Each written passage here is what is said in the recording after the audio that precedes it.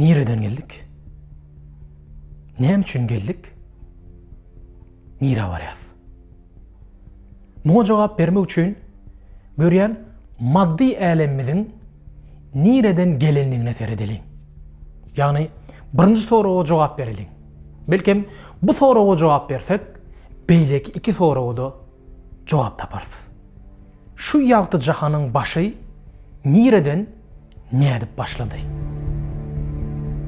Modern ilim dünyası 19. asrın başlarına çenli görülen alemlerimizin, yani galaktikaların, yıldızların, dünyanın, umuman maddanın bakıdığını ananyadı. Bu düşünceye göre alemin başam sonum yoktu. Sebebi alem olan gözünü bakıdı. Bu kerametli madda tütenlen kimik reaksiyalar bilen yaşayışı döretmeye mümkünçülük veriyor demekti. 1920 yıllara gelinenle bilim dünyasındaki bu düşünceni düğünden yükletecek bir ilmi açış peyda oldu.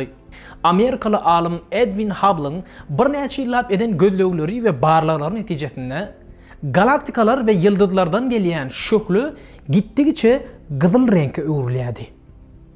Bu neme mani veriyordu? Şöyle düşündürelim. Teleskoptan seyredilene en yakındaki yıldızdan gelen şöklü gök renkte, onun uzaktaki yıldızdan gelen şöklü memiş renkte, en uzaktan gelen yıldızdan gelen şöklü olsa kızıl renkte görünüyordu. Vaqtın geçmeğiyle haçanlı teleskoptan seyretmeye devam edilenine yıldızlar devamlı gökten memişe, memişden olsa kızıl renk'e öğürlüyordu. Bu yıldızların ve galaktikaların bizden devamlı uzaklaşanlığını görkeziydi. Bu olsa alemin devamlı giyineyenliğini en gök soğutnamadı. Onu alem devamlı giyineyen olsa, vaqtı ayda sarasak, aradaki boşluklar devamlı adalar ve hemmesi bir nokotda birleşer. Edil şu yerde görüyen damcağınızda bolşuyarı. Anha bu nokot alemin başlangıcını görkeziydi. Demek alem bakı değil, sonradan yaratılıptı. Yekece nokottan hatta men buna alemi öğretmeye okuyuplu bolon üçün tohumcuk diyecek. Ne edip ehli alem ve yıldızlar ve galaktikalar bu tohumcuğa sığdık ha. Aklımıza sığan ok şeyle değil mi? Sebep akıl çekli, hıyal olsa belli derecede çeksiz. Onu aklımız bilen belirlikte hıyal dünyamızı hem harekete geçirelim. Sebep hazır men size alemin yekece tohumcuktan dörüşünü 6 dövrde düşündürmekçi. Onu ne mi? Vaqtı ayda saracağız ve başlangıca gideceğiz. 13 milyar 700 milyon yıl geçmişe. Bu yerde dünya, yıldız, alem yok. Hava yok. Maddanın özü yok. Genişlik yok. Enerji yok. Hatta vaktam yok. Birinci dövür Planck dövrü. Anhada vaktın en kiçik bölüğünü, yani sekundun 10 milyonda birinin, trilyonda biri vaktına. Dinece ehli alemleri özünü cemleyen, aylığınç agrama eye olan 1 milyon tonluluk tohumcuk dörüdü. İntek bu agram birliğinin adı ilim dünyasında yok. Şol üçün men o 1 milyon tonu diyecek. Bu 1 milyon tonluluk tohumcuğun ululuğu 0,000 yani 33 tane 0 son 1 santimetrdi. Yani 1 santimetri 100 milyar bölücüge bölün. O yerden bir bölücü alıp 1 trilyon bölücüge bölün. O yerden bir bölücü alıp yine 1 trilyon bölücüge bölün. O yerden bir bölücü alın.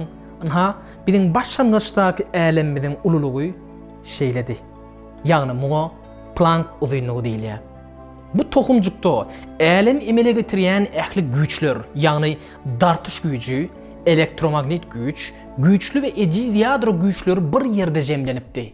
Bu tohumcuk Big Bang, yani epet partlama bilen giyinemeye başladı.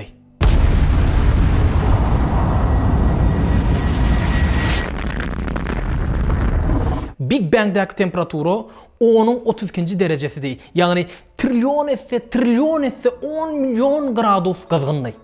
Her iki döwürde günün 6000 gradus kızgınlığı bilen ölçülündü. Älemin başlangıcyndaky kızgınlygy siz bir hyal edip görün. İkinci döwür kozmik çorba döwürü. Bu döwürde älem henif 0,35 tane 0 soň 1 sekund ýaşyndady. Temperatura bolsa 100 trilyon gradus kızgınly. Älem emele getirýän güýçler, ýagny dartyş güýçi, elektromagnet güýç, güýçlü we ejid ýadro güýçleri bir-birinden aýryldy. Maddanyň we ters maddanyň arasyndaky çaknyşykda madda üstün gelýär we atomyň ýadrosyny döredýän, ýadrosyny emele getirýän proton we neutron emele gelip başlaýar. Üçüncü döwür elektron döwrü bolup, bu döwürde atomyň iň esasy bölegi bolan, ýagny iň esas zapçasy bolan elektron emele gelýär. Älemin ululugy bolsa 38 trilyon kilometr. Temperatura 1 milyar 200 milyon gradus kızgın. Dördüncü döwür radiasiýa döwrü. Bu döwürde älem soğumagy we giňemägi dowam edýär. Ýöne şonda älem 1 milyon gradus kızgınlykda. Ýöne entegem elektronlar ýadro bilen birleşip dol atom emele getirip bilen ok. Munuň üçin älemiň soğumagyna garaşmaly boljak. Beşinci döwür madda döwrü bolup, älem 3000 gradus kızgınlykda. Bu döwürde atomyň dol emele gelmek üçin şertler taýin we ýadro bilen elektronlar birleşýär we dol atom emele gelýär. Inni elimizde maddanyň iň kiçik guruluş bölegi bolan atom bar we bu taýin. Altıncı döwür galaktikalar we ýyldızlar döwrü bolup, bu döwürde ýyldızlar we 100 milyard ýyldızly aýlygynç ululukdaky galaktikalar emele gelmäge başlaýar. Älem giňişligi 6-njy döwürden soň şeýle bir äpet göwrüme eýe bolýar bolyn. Dören äpet älem giňişligine syýahat edip bilmek üçin bize deňi taý bolmadyk hyýaly uçar gerek. Bu uçar ýagtylyk tiýilligine ýakyn tiýillikde uçup bilmeli. Ýagtylyk tiýilligi bolsa 1 sekundda, ýagny 1 diýençek 300 000 kilometr ýol geçip bilmeli. Başgaça aýdamazda 1 diýençek yer şarynyň, ýagny ekwatorun daşyndan 7,5 gezek aýlanyp bilmeli. Hanonda kemerleriňizi ildirin we Big Bang'den soňky dören äleme hyýaly uçurmaz bilen hyýaly syýahat edelim. Hormatly ýolagçylar, howa gemimiziň sekundda 300 000 kilometr ýol geçýänligini ýene bir gezek ýatladýan. Bu tiýillik bilen yer şaryndan çykyp Aýa barmak 1 sekund wagtymyz alýar. Ol ýerden güne barmak üçin 8 minut wagt gerek. Bu ýerden çykyp gün ulgamynyň daşyndan aýlanmak 11 saat wagtymyz alýar. Bu ýerden çykyp bize iň ýakyn ýyldyza barmak üçin, ýagny Alpha Centauri ýyldyzyna barmak üçin sekundda 300 000 kilometr tiýillik bilen gidemizde 4,5 ýyl wagtymyz alýar. Beýli ýyllardan ak maýanyň ýol galaktikasyna, ýagny biziň galaktikamyzda 100 milyard ýyldız bar. Gözeňize getirin. Bir ýakyn ýyldyza barmak biziň 4,5 ýyl wagtymyz alýar. Ýöne şeýle ýyllardan ak maýanyň ýol galaktikasyna 100 milyard sanagy bar. We bular birleşip ak maýanyň ýol galaktikasyny emele getirýär.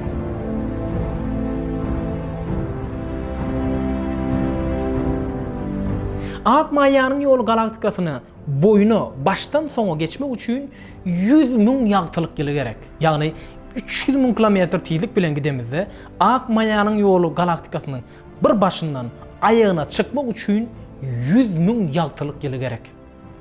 Iňine geçmek üçin bolsa 30 000 ýagtylyk ýyly gerek. Ak maýanyň ýoly galaktikasynyň çykyp iň ýakyn galaktika, ýagny Andromeda galaktikasyna barmak üçin 2,5 milyon ýyl wagt gerek. Edil şeýle galaktikalardan 100 milyar sanagyny gözeňize getirin. Bular birleşip galaktika salkymyny emele getirýär. Şeýle salkymlardan hem ýene 100 milyar sananyň bardygyny gözeňize getirin. Beýnimiz ýandy. Şeýle dämi? Big Bang'den soň dören bu älemiň bir ucundan beýleki ucuna ýagtylyk tiýilligi bilen gitmek trilyonlarça ýyl wagt alýar. Käbiri älemiň döreýişini käbir tötäňden hadiselere ýa-da tötäňden kanunlara baglaýar. Men bolsam oňa gudrat diýen. Sebäbi eger älem emele gelýän döwrüne atom emele gelip bilmedik bolsady, Ýa-da älim giňeýän döwründe çala hayal ýa-da çalt giňeýän bolsady. Ýa-da madda bile tert maddanyň çakmışygyna bir madda kän ýa-da az emele gelen bolsady, şeýle ogdunlukdaky aňyrsy bärti hyýal dünýämize sygmaýan älim emele gelmezdi. Älimin başy, ýagny doguşy, ötüşi, kämilleşişi bolşy ýaly. Bir gün fizikada bilinýän entropik kanuny esasynda soňy, ýagny ölümi hem gelmeli. Älim adam bilen nähili meňdeş, şeýle dämi? Doguya, öz sunuwatyny we aýratynyny görkezýär we ölýär. Inni hyýallan oýanyp, aklymyzy işledip, başdaky soraglary täzeden soralyň. Nerden geldik? Näme üçin geldik we nire barýas?